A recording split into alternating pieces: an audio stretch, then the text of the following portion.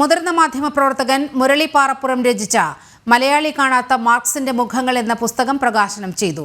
തിരുവനന്തപുരം സംസ്കൃതി ഭവനിൽ നടന്ന ചടങ്ങിൽ IGNOU director doctor M Rajesh മാധ്യമപ്രവർത്തകൻ ഹരികുമാറിന് നൽകിയാണ് പ്രകാശനം ചെയ്തത്.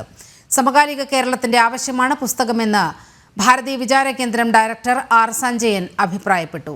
മാർക്സിസം ഏകാധിപത്യ സ്വഭാവം മുറുകെ പിടിക്കുന്ന നിലയിലേക്ക് എത്തിയെന്നും കെട്ടുകഥകളാൽ മെനഞ്ഞ മാർക്സിസത്തെ പൊളിച്ചെഴുതുന്നതാണ് മുരളി പാറപ്പുറത്തിന്റെ പുസ്തകമെന്നും ആർ സഞ്ജയൻ കൂട്ടിച്ചേർത്തു.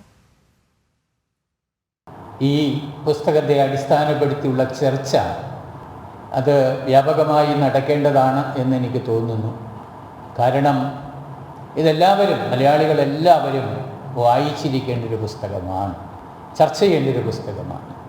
കമ്മ്യൂണിസത്തിൻ്റെ ഒരു പ്രചാരണ തന്ത്രം നമുക്കറിയാം, മിത്ത് മേക്കിംഗ് ആണ്.